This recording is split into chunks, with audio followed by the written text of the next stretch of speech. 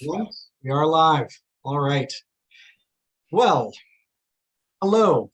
My name is Robert Baines. I am the President and CEO of the NATO Association of Canada, a charitable NGO dedicated to informing Canadians about the value, security, and the importance of NATO. NATO is an organization that most Canadians do not have to think about on a day-to-day basis. That's great, but at the same time, it leaves us open to taking things for granted. Security is not a natural occurring phenomenon. The opposite case, insecurity, is the natural state. So that means we have to maintain security. That it is something that Canadians have to be aware of, and the NATO Association is dedicated to informing Canadians about security and NATO. NATO governs itself by a very simple idea that an attack upon one is an attack upon all. This is meant to maintain peace through strength, being able to maintain peace in the face of opposition. This is a lesson that was learned after the Second World War and the death and destruction that came with that. NATO and its members said, never again will we allow our unity to be questioned. That's the whole game. And NATO is a great project that Canada has founded and maintains to this day as a foreign policy goal. With that, I would like to introduce you to our specific event today, talking about the transatlantic relationship between Canada and Turkey.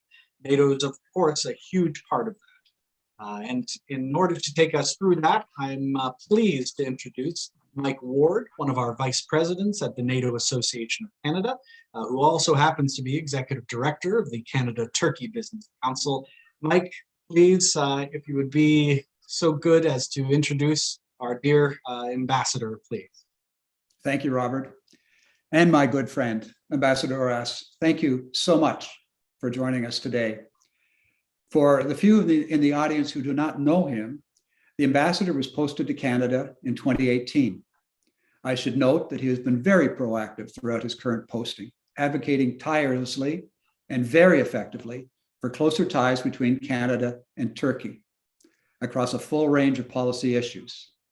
His Excellency was especially engaged in ensuring the two countries approved a new Joint Economic and Trade Committee, or JETCO, that held its first meeting on November 2019, and that will go a long way to substantially increase bilateral trade and investment between the two countries in coming years. There's no question the ambassador has had an impressive diplomatic career. Prior to his appointment in Canada, he held various senior positions in the Turkish government, such as, in the period just before his move here, he was a chief foreign advisor to the Prime Minister and a member of the Foreign Policy Advisory Board at the Ministry of Foriegn Affairs. He was ambassador to Greece from 2011 to 2016, and he was ambassador designate to Israel from 2010 to 2011. He was also Deputy Director General for Bilateral Relations with Northeastern Mediterranean countries from 2007 until 2011. Fittingly, for his current posting, the ambassador is fluent in both English and in French. And now, without further ado, Ambassador, we invite you to begin with your opening remarks. Thank you, Robert. Thank you, Mike. Distinguished participants, dear guests, welcome, bienvenue. J'aimerais tout d'abord remercier l'Association canadienne pour l'OTAN pour cette occasion.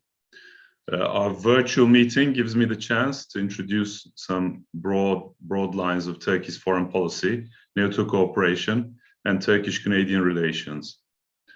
I'll try to give you some food for thought and would like to respond to your questions, but please don't be too polite just because I'm an ambassador. Dear guests, thanks largely to the help of NATO, we've had a long run of relative peace for the last 7 decades. Still, it's still not a completely rosy picture. We're going through a volatile and uncertain times in international relations. And I'm not just referring to the immediate crisis at our doorstep. Today, many millions are facing injustice, hunger, drought, conflicts, irregular migration and epidemics, but also terrorism, cyber threats, organized crime, the proliferation of weapons of mass destruction, the climate crisis, the erosion of democracy, xenophobia, Islamophobia, anti-Semitism, revisionist tendencies in the international rules-based order are all serious concerns. Today, we're going through a period in history where change has sped up. The relatively stable situation after World War II, and even since I joined the ministry 36 years ago, is rapidly changing before our very eyes. However, we refuse to accept international relations simply as a zero-sum game. In today's world, global challenges require collective responses. To this end, we need different perspectives and innovative approaches. Turkish diplomacy has always tried to do its bit in a constructive manner. Lately, we initiated the Antalya Diplomacy Forum with this in mind. Leaders, ministers, academics, journalists, experts, and the youth came together last June in Antalya and discussed how we can adapt diplomacy to the new era. Next month, we will discuss similar concepts again in the second Antalya Diplomacy Forum. We understand that the Armenian Prime Minister will also be present. This will be an important milestone in our relations. At the same time, we are promoting Istanbul as an international hub, with UN agencies in the forefront.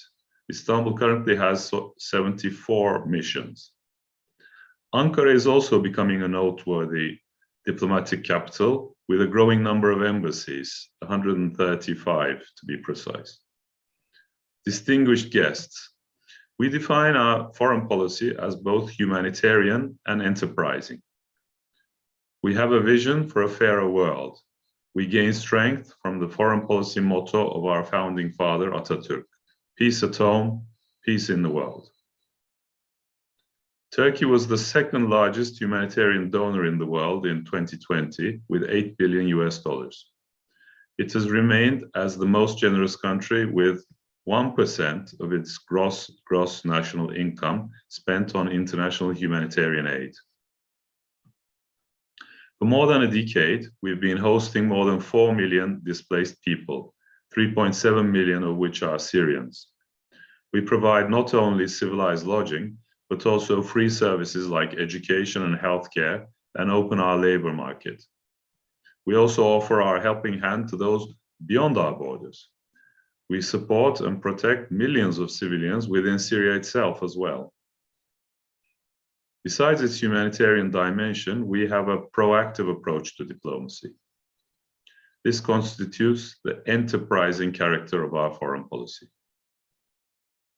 From time to time, you might hear arguments about Turkey shifting its axis. Let me tell you, such claims are simply not accurate. But we must also recognize that the bipolar world order is behind us as a phenomenon of the 20th century.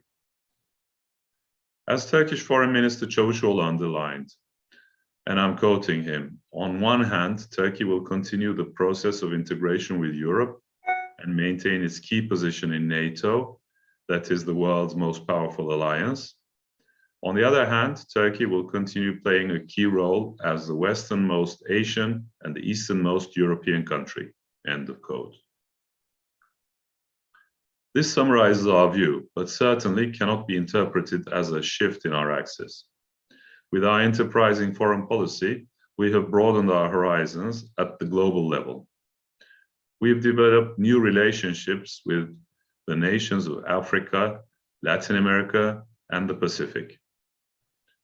Turkish foreign policy in the Balkans, the Middle East, the Caucasus, Africa, and elsewhere is based on reliability and mutual trust. We significantly expanded our diplomatic representation.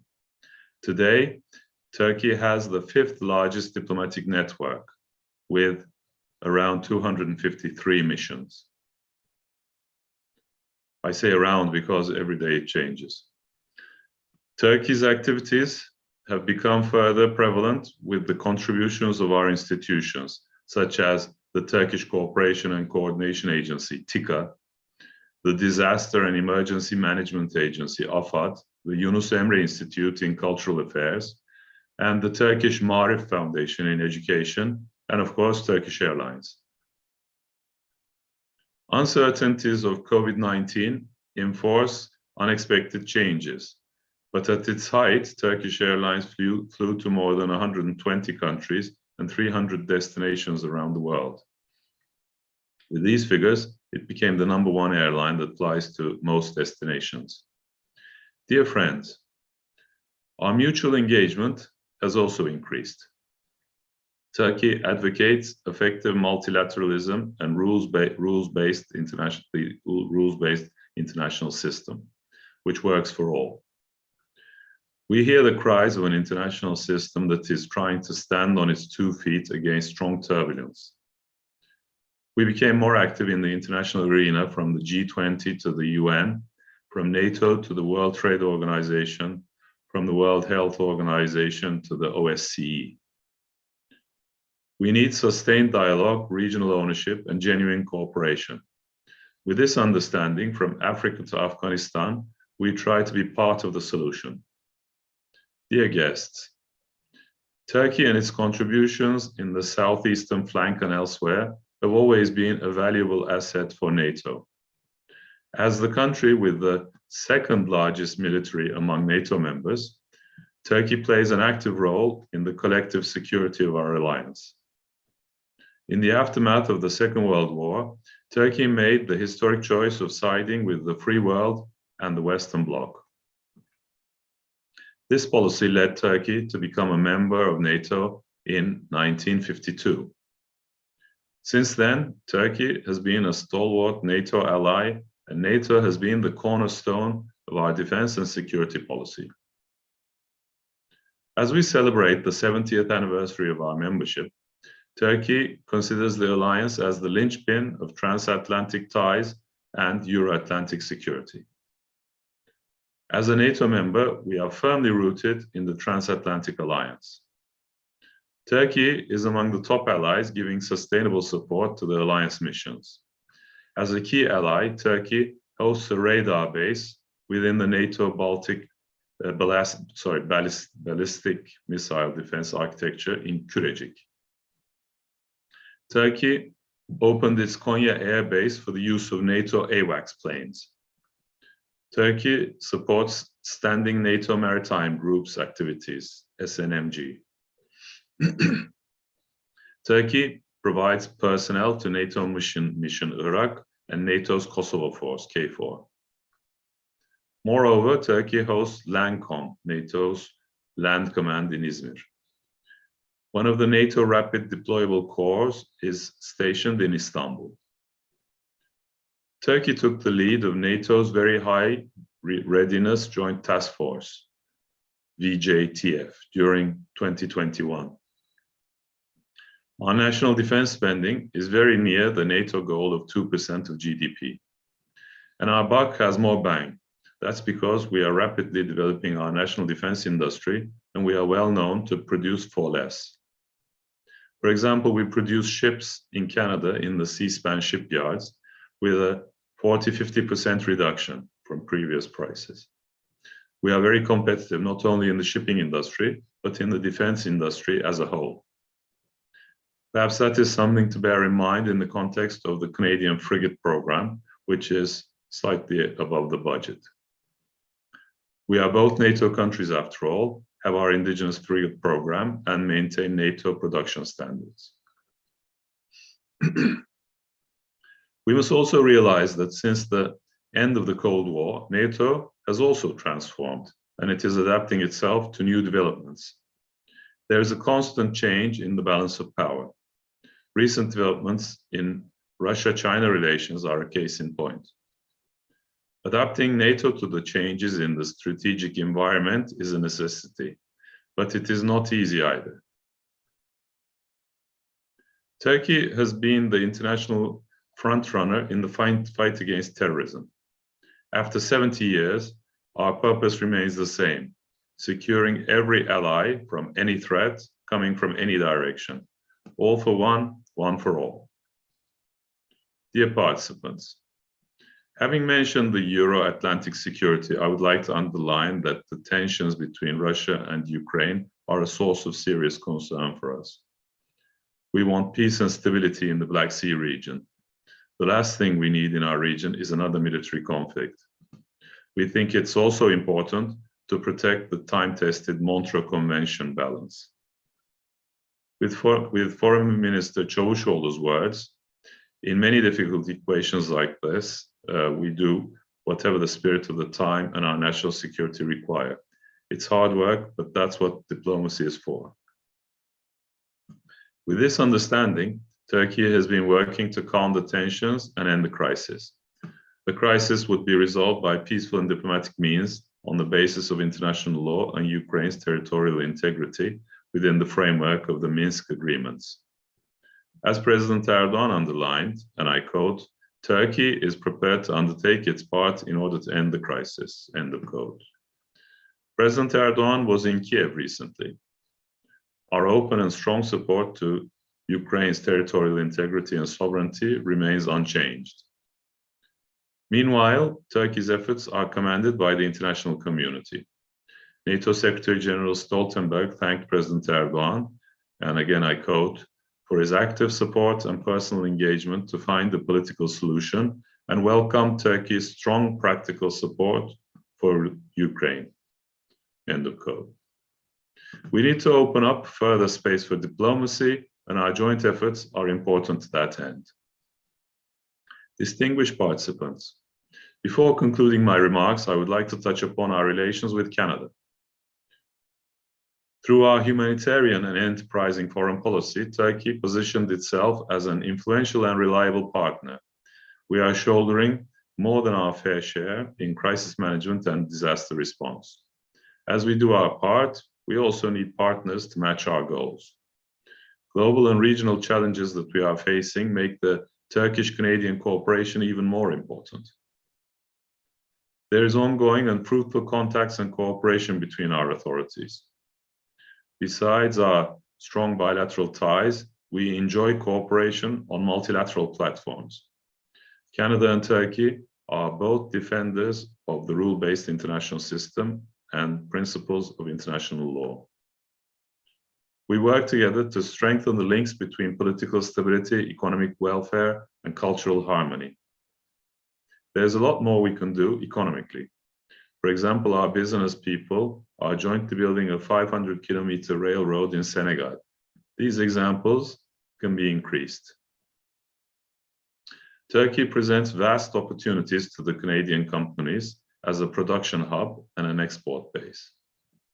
With its vibrant population of 85 million and its strategic location, Turkey offers opportunities for the Canadian companies to grow their business network in the wider region and beyond, including Europe, the Caucasus, Central Asia, Africa, and the Middle East. Turkish business people from various sectors are also willing to invest more in Canada. Turkish contractors offering services at the highest international standards with a skilled workforce are ready to take part in the infrastructure projects of Canada. There are also a wide range of sectors and fields which will inevitably shape our common future, such as innovation, education, artificial intelligence, aerospace, environmental technologies, software engineering, next generation technologies, and women's economic empowerment. In the recent years, the Turkey-Canada trade volume had a positive trend despite COVID. One of the further steps can be to sign a free trade agreement. Furthermore, we need to increase our air and maritime logistical lines. It will not only strengthen economic cooperation, but also deepen people-to-people ties. We are glad that Turkish Airlines directly flies to Toronto, Montreal, and Vancouver. We want to increase the number of these flights. We would be pleased if Air Canada also resumes its flights to Turkey. Dear friends, we have many common goals and mutual interests with our NATO ally, Canada. Turkish-Canadian corporate cooperation has a real potential to contribute to international peace and security and effective global governance. In this direction, we are ready to further enhance our engagement with our Canadian partners. Thank you for your patience, and I hope we can further expand in the question and answer session. Thank you, Ambassador. You've addressed a number of key issues that are important to all of us who care about Canada's relationship with Turkey and with Turkey's leadership role internationally. And you set the stage nicely for the next phase of the program, the questions that our moderators have prepared for today.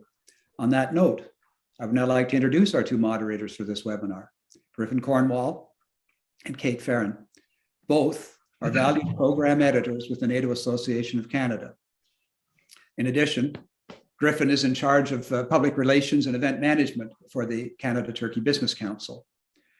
And now I will ask Kate to begin with the first question for the ambassador. Over to you, Kate. Thank you. We will now begin with a moderated discussion before opening to questions from our live audience. So to begin, Canada and Turkey's bilateral relationship has a strong historical foundation with their embassies established in the 1940s. The decades that followed have been characterized by Canada and Turkey having expanded their political, commercial, strategic, and security relations. How would you define this bilateral bond, Ambassador? Yes, thank you. Our bilateral relationship is based on strong historical foundations indeed. We are glad the number of mutual visits by Turkish and Canadian authorities and business people have significantly increased during the couple of years before the pandemic.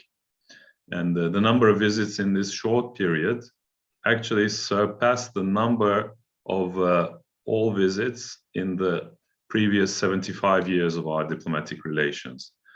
This gives you an idea of how our relations were taking off before the pandemic. And we hope that this momentum can be regained as we are hopefully coming to an end of the COVID pandemic. Thank you. Thank you, Ambassador Uras. Carrying on, I'd like to ask about Canada. Well, about the Turkish diaspora in Canada. Canada welcomes a Turkish community of approximately 110,000 people, with the majority living in Toronto, Montreal, and Vancouver. Currently, there are more than 10,000 Turkish students studying in Canada for long-term stays of 6 months or more, with Canada being one of the top destinations for Turkish students looking to study overseas. Canada has also been one of the 11 priority markets, or Turkey, apologies, has been one of Canada's 11 priority markets in our government's international education strategy. How would you describe the significance of Canada welcoming so many international students from Turkey? I think it's very important, and I hope it will continue, and I believe it will, because this is because it's based on education. It's a high-quality bridge between the two countries, and I have two children educating here, one in university, one in high school, in a French high school. And I know from firsthand the high quality of the Canadian education. They are both very happy, despite the fact that schools are closed from time to time due to the pandemic. But I believe there is great potential here. And once our students come and see this country with their eyes, many stay, establish families, or they take back home their experience of Canada, and throughout their life, this is a very strong bridge of friendship, which gets stronger by the day. I would love to couple that with an agreement, which we were looking at recently with the relevant Canadian authorities, and that is an agreement which Canada has with 35 countries, which enables reciprocally for countries to go for students or people under 35 to visit each other's country and stay for 2 years and work in the meantime. That's a great program, I think, and if we could manage to include Turkey in that program, many Canadians could go have a good time in Turkey. They could perhaps help in teaching languages. English and French, of course. We have a strong French tradition in Turkey for the last 2 centuries. We have very strong schools there. And I went to a French lycée, so I believe in this. Anyone being French speaking, Francophone or Anglophone, doesn't matter, they would find a very receptive audience in Turkey, and also in other fields, in universities, in production, in the tourism sector. Turkey has a very strong tourism sector. We get 40 million tourists per year. At least that was the figure before the pandemic, and now it's taking off. So there are many opportunities. Istanbul is a beautiful city. It's an aviation hub. It's a historically very rich country. Yesterday, I was talking to an archaeologist who said that there are 11,000 sites which haven't been excavated yet in Turkey.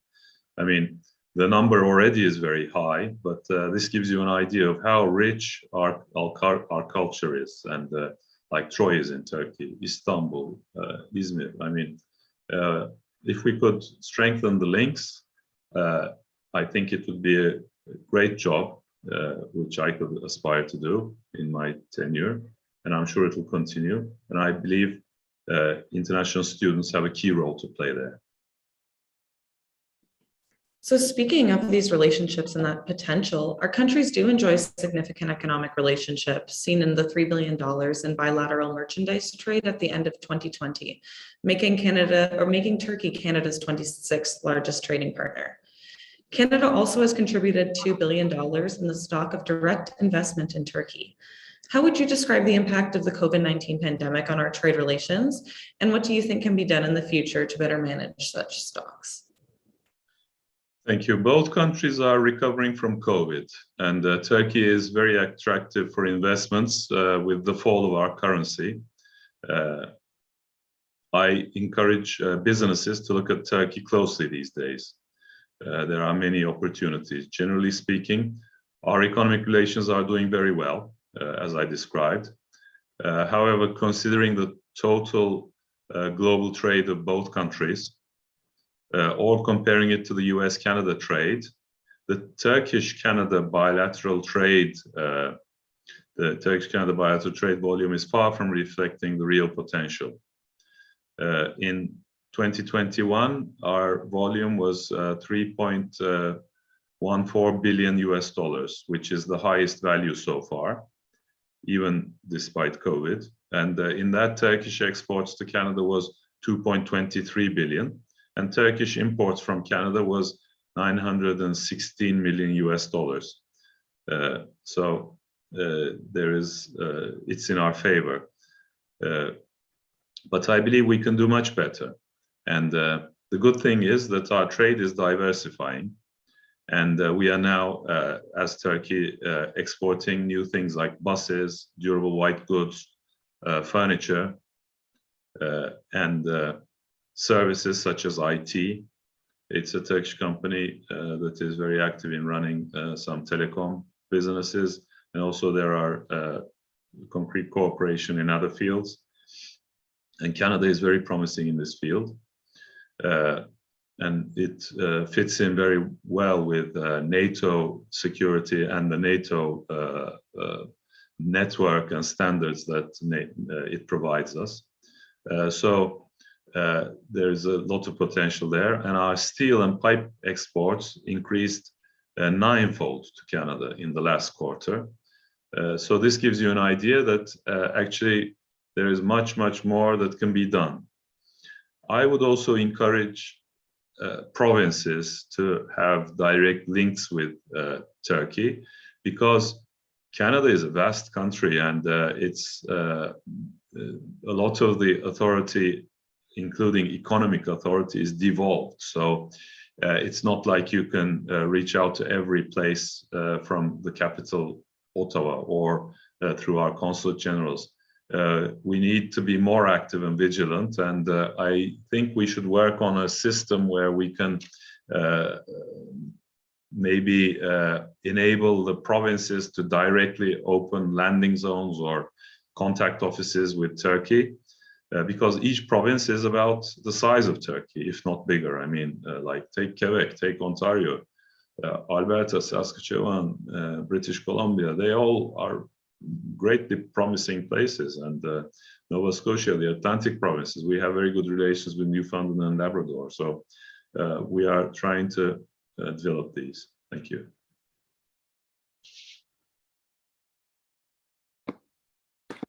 So, changing gears a bit from our economic relationship, in times of peace, those who are dedicated to the rules-based international order must reaffirm that they're willing to stand up for multilateralism.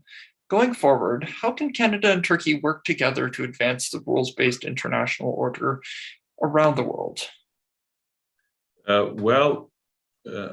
I think we are doing a lot of good work in that direction already. We are cooperating in many fields. I served in the United Nations for 4 years, and I've always had very good relations with my Canadian counterparts. They also have you also have a strength. You are part of the CANS group, Canadian, Canada, Australia, and New Zealand. So you can interchange, and that gives an additional clout for Canada in multilateral platforms. But I would say we have no adverse political issue, and we can very easily work together. We are already developing these relations, and we have strong ties. I can only aspire to keep up the good work and further develop it wherever we can. But multilateralism is, of course, very important, with NATO in the forefront. Thank you. Thank you. So as you know, the international community is facing a number of threats that could potentially impact international peace and security. Could you please comment on Turkey's view of the destabilization of the Black Sea? Yes, of course, the Black Sea is in the headlines these days. Unfortunately, for the wrong reasons, there is an ongoing crisis. And for us, the Black Sea, we are, maybe we could be defined as the guardians of the gate. So Turkey is in charge of the straits, which lead from the Aegean, from the Mediterranean to the Aegean, up the Marmara, and up to the Black Sea. And the main regulation for this important seaway is the Montreux Convention of 1936, which brings a delicate balance of how many tons of ships and what kind of warships can go up to the Black Sea. It gives, of course, free access to trade, undeterred free access, which should continue. But we strongly believe that the delicate balance of the Montreux Convention should be protected.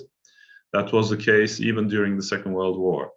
And of course, these waterways are very important for us because, like if you take the Bosphorus Straits of Istanbul,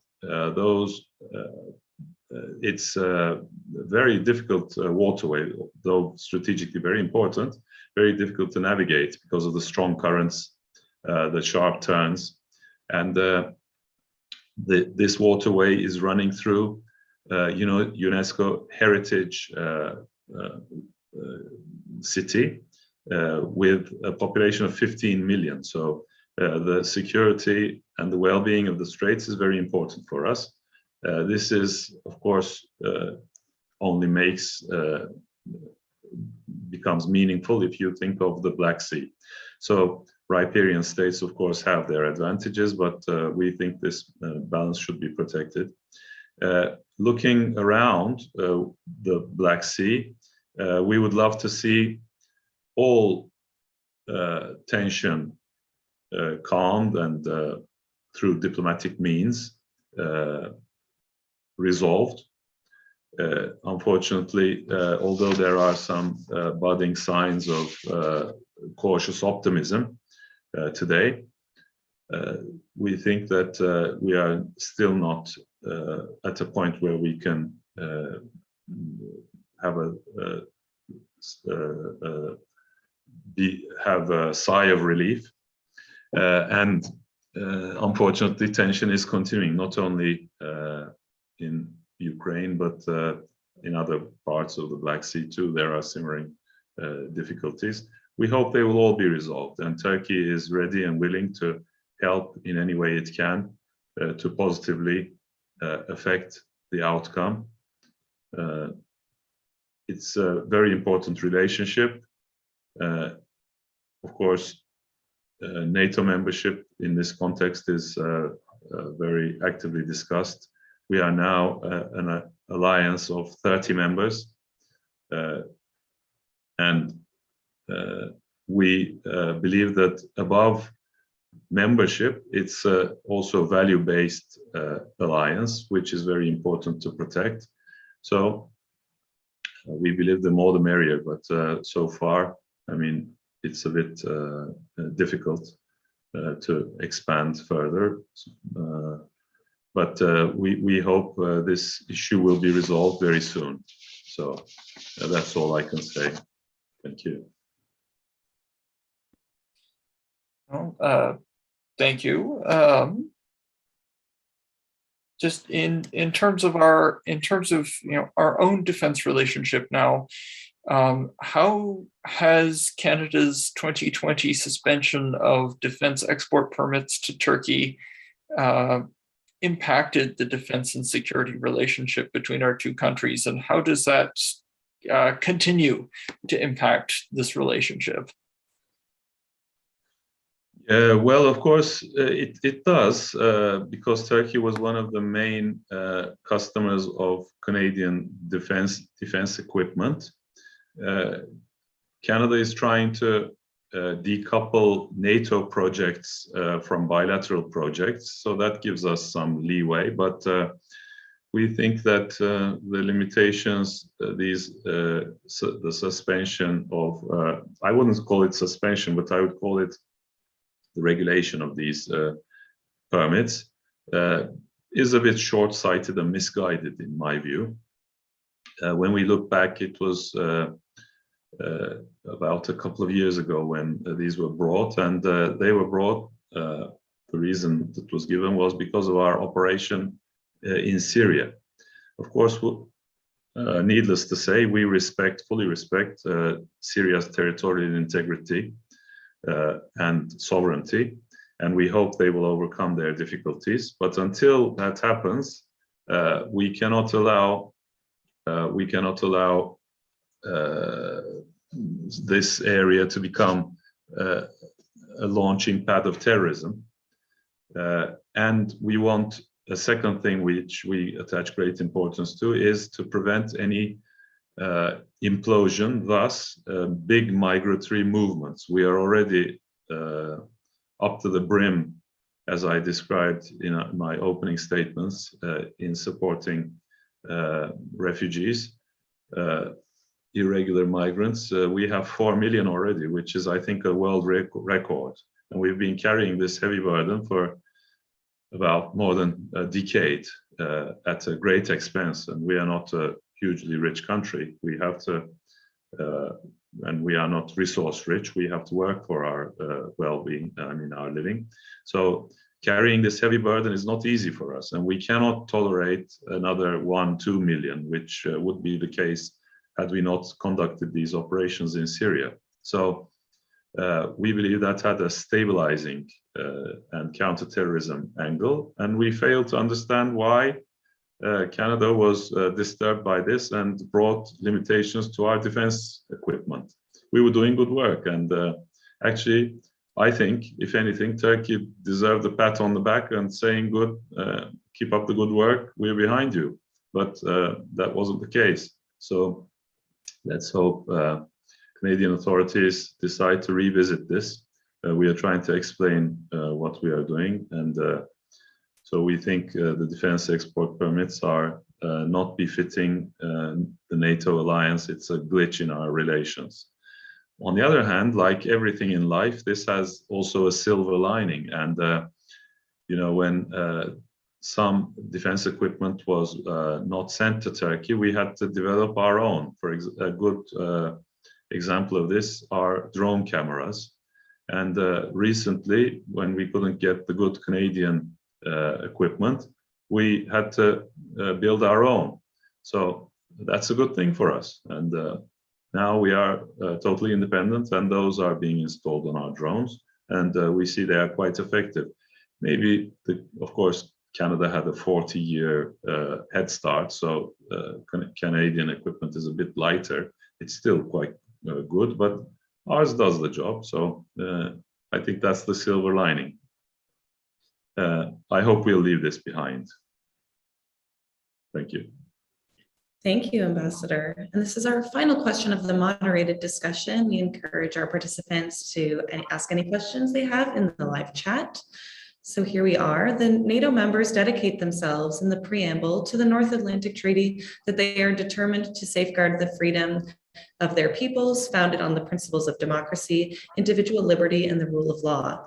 How would you describe Turkey's success in advancing this commitment? Thank you. I gave that some thought, and allow me to refer to NATO Secretary General Stoltenberg's words, which he uttered as NATO allies gathered for a summit in Brussels in June 21. And I think it's befitting our discussion. And I quote Secretary General Stoltenberg. He says, I think it's important to remember that Turkey is an important NATO ally. You can just look at the map and realize the importance of these lands, the landmass of Turkey, and also the only country, the only NATO ally that borders Iraq and Syria. Turkey played an important role in the global coalition to defeat ISIS, and we continue to work closely with the NATO ally Turkey in stabilizing our southern neighborhood, end of quote. So indeed, we consider the alliance as the linchpin of transatlantic ties and Euro-Atlantic security. And we are firmly rooted in the alliance. And we think the alliance is very important to be a member, and also to uphold its value system. Thank you. Well, thank you very much for your inputs and insights, Ambassador Uras. With that is our last moderated discussion question. As Kate mentioned, we would like to open the floor to questions from our live audience. So if anyone has any questions they would like to put to the ambassador based on his remarks so far, then we do invite you to place them in the chat box on the YouTube, and we will ask.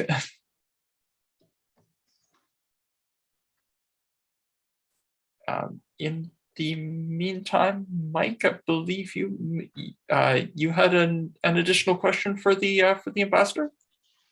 Sure, I do. I have a couple. And since we do have a couple of minutes left, Ambassador, I'd like to ask what message you would like to send to Canadians about the value of NATO from a Turkish perspective. Now, I know you touched on it, and you outlined it so well, the importance of NATO and Turkey's commitment to NATO. But if you could just elaborate a little bit on the message Canadians should take away in terms of that commitment, that Turkish commitment. Thank you, Mike. Being here more than 3 years, what my general impression about Turkey-Canada relations is that we could do much more. Of course, I really envy you. I mean, coming from a troublesome neighborhood, and you only have to look at the map to understand what I mean. Canada is really blessed with a big neighbor to its south, 2 oceans, and a frozen cap on the top. So it's the threat perception is very different, of course. And also it brings a lot of stability, and you have a huge size. I mean, like I was discussing with someone, well, what happens if someone lands forces on your northern shores? Like the Arctic or Nunavut, or just a discussion. They said it would very soon turn into a search and rescue mission. And so, I mean, geography gives you, you are blessed, really. So your threat perception and ours is very different. And but I would say, and this makes Canada a bit lethargic in the sense of security and NATO membership, rightly so. I mean, I'm not blaming anyone. Perhaps if I was Canadian, I would look at the world the same. But in our changing day and age, of course, these threats have to be taken a bit more seriously, and even environmental changes are changing the whole perception. So maybe coming out of the lethargy of doing a lot of business, or 80% of your business, with the big neighbor and ally to the south is good. Of course, no one can object to that, but there are other countries in the world. Maybe you could look out and reach out, and maybe we could do more business with other allies. For example, Turkey, I think, provides a lot. And looking at it from our angle, I would say that actually our economies and our situation are very complementary. Now, like, Turkish contractors are number 2 or 3 in the world after China, US, and we come 3. We were 2 before COVID. And our businessmen are not easily deterred from doing business around the world. But Canadian businesses are very they don't like taking risks, and but Canada has a great accumulation of capital. So Canadian capital and Turkish companies could do wonders in places like Africa, Central Asia. There are also many fields which I know you have made an effort in developing. For example, the healthcare and the pharmaceutical industry. If you recall, there was a delegation of 50 business people from Canada on their way to the Gulf, and they stopped over in Istanbul. And with your help, we organized a seminar, a conference with Turkish counterparts and businesses. And it was very promising, but then COVID threw a spanner in the works, and unfortunately, it slowed everything down. So I think mutual working bilaterally in third countries, doing bilateral businesses is very attractive these days. This is what I want to say. I want to humbly encourage Canadians to look more closely at Turkey. Thank you, Ambassador. I think, just picking up on that point, our trade relationship, our trade and investment, commercial relationship has deepened so much in let's say the past 10 years, as has the political relationship. And trade and investment is one way of getting to know each other. Conferences like this is one way of getting to know each other. You're right, Canada is isolated. We depend not just 80% of our trade with the United States or so, but it's we don't have the same. We're not in the same sort of neighborhood that you're in, and that's and so I think many of us, and Robert Baines has done a lot of work on this so far in his role as head of the NATO Association of Canada, is trying to raise awareness of the importance of NATO and the real threat in Europe, and he's a focus of the advocacy that the NATO Association of Canada is doing is to focus on youth, and maybe this is one area where you would have insights. What do Turkish youth think about NATO? Do they think about it at all? Is it something that they recognize as being important for preserving peace and security in Europe and around the world? Oh yes, they do. I mean, I'm sure, like, we're a democratic country, so there are all sorts of views out there. Some people might think that, I mean, we should not be a member. I don't know, but I would very confidently say that they are a minority of a minority. I mean, very small. I mean, there's a very strong permanent consensus in the Turkish society that NATO is a very important alliance for our well-being and security. Of course, Turkey is collectively, in our collective psyche, it's very important. Security is very important because of our history. For example, take relations with Iran or Russia, I mean, which are big actors in our region. I mean, if you look at history, you will see a lot of conflict there. So this is in our collective psyche, and since we've joined NATO 70 years ago, we've had quite a good stable situation. So we know the value of this, and we want to preserve it. And there is not only it's a matter between professionals like myself, but it's supported by the Turkish people. Right, right. Thank you very much. Now, another area which would get to, at one point in time, we were on opposite sides of an issue in a war. And if you have, what would you have to say about the impact of Canada and Turkey being former enemies, but coming together to honor those who died on different sides of the Second World War in Gallipoli? The First World War? Sorry, yes, yeah. Well, yes, that was a very important milestone in history. And in 1915, in that war alone, 250,000 people perished, unfortunately. And many people were wounded and carried scars of the war in their life, throughout their life. And it was a turning point in history because in the First World War, aid didn't go through the Dardanelles, through the Straits. The Tsar in Russia was toppled. I think this played an important role in that event, which later, of course, had an important effect in our War of Independence after the First World War.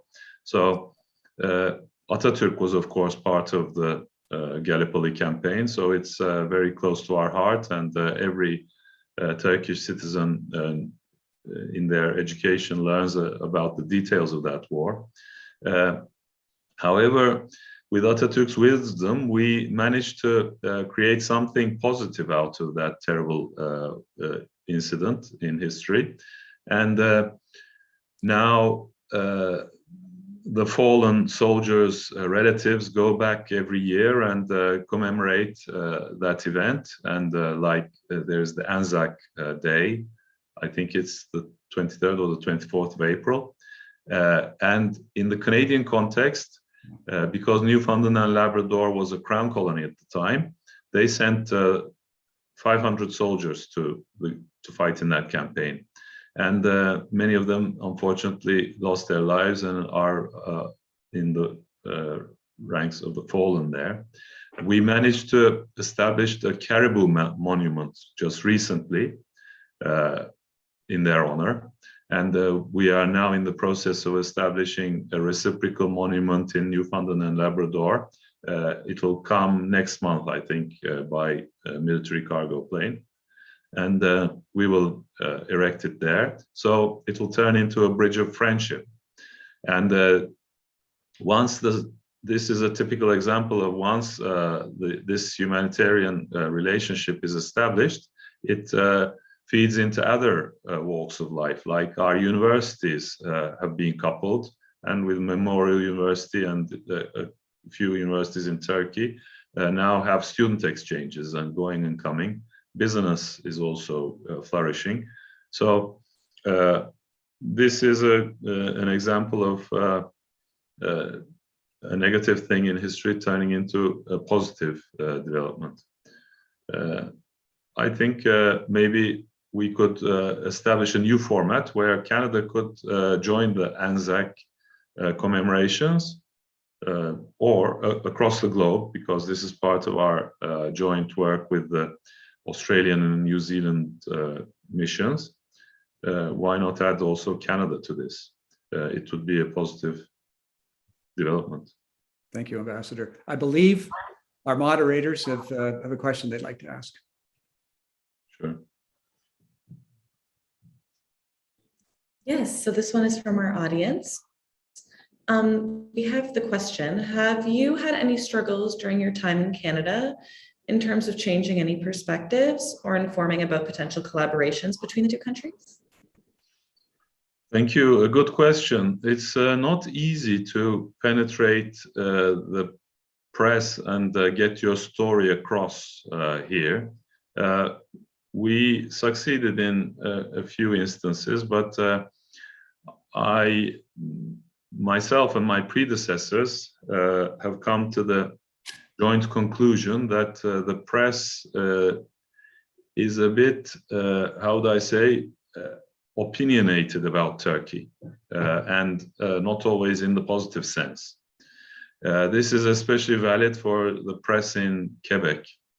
And I wish I could have more fruitful discussions with the Canadian press, members of the press. So that's one of the difficulties. Of course, this is important because it gives you the possibility to reach out to the general public. And if that's absent, you can't make your side of the story heard. And people get informed only one-sidedly, and usually they are overworked cliches which don't reflect the real truth. So I would encourage through you or anyone who is watching to maybe reach out to us and listen to our side of the story too. That's my main difficulty. Apart from that, I've had a wonderful time in Canada. I mean, Canadians are such nice people, very welcoming, and the whole family loves Canada. We haven't had a bad day in our 3 years here.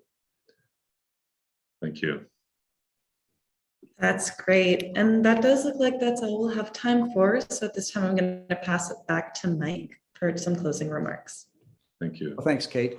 So that does wrap it up. I'd like to thank you, Ambassador Uras, for agreeing to have this conversation and for your thoughtful insights. I also want to thank Kate and Griffin for their work in preparing for the webinar.